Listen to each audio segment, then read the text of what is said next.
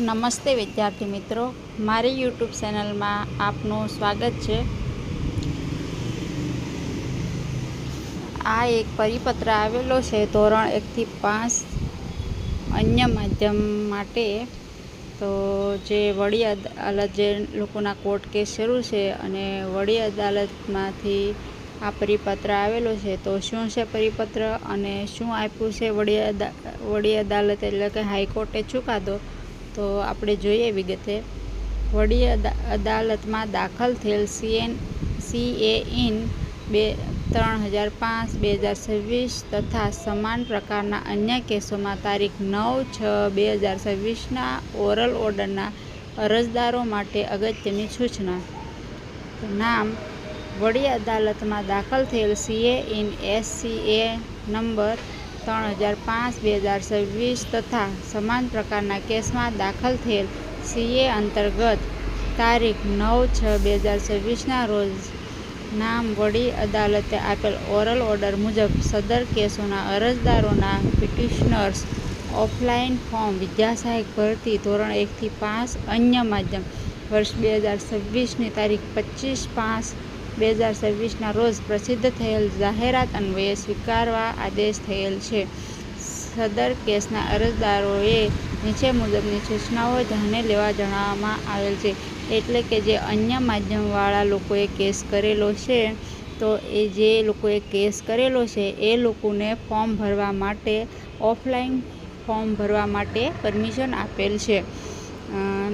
આગળ નામ વડી અદાલતના ઓરલ ઓર્ડર મુજબ તારીખ 10/6/26ના રોજ સમય 10:30 થી 17 એટલે કે 5 કલાક સુધી સંબંધિત પિટિશનરના ઓફલાઈન ફોર્મ વિદ્યા સહાયક ભરતી કાર્યાલય સેક્ટર 20 ગાંધીનગર ખાતે રૂબરૂ જ સ્વીકારવામાં આવશે।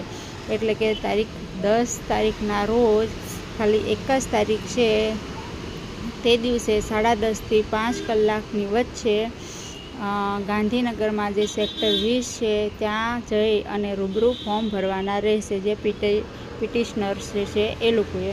સદર કેસોના અરજદારોએ વિદ્યા સહાયક ભરતી ધોરણ 1 થી 5 અન્ય માધ્યમ વર્ષ 2026ની તારીખ 25/5/26ના રોજ પ્રસિદ્ધ થયેલ જાહેરાત અન્વયે આ સાથે સામેલ નિયત નમૂના મુજબનું અરજીપત્રક સુવાચ્ય અક્ષરે ભરી જરૂરી આધાર પુરાવાની સ્વપ્રમાણિત નકલો સાથે રજૂ કરવાનું રહેશે। એટલે કે તમને જે કોર્ટમાંથી જે અરજીપત્રક આપેલું હોય છે નમૂનાનું, તેને સાથે સ્વપ્રમાણિત કરી અને સાથે રજૂ કરવાનું રહેશે। વિદ્યા સહાયક ભરતી વર્ષ 2026ની જાહેરાત મુજબ જરૂરી અરજી ફી સ્થળ પર રોકડેથી ચૂકવવાની રહેશે, જેની પાવતી આપવામાં આવશે।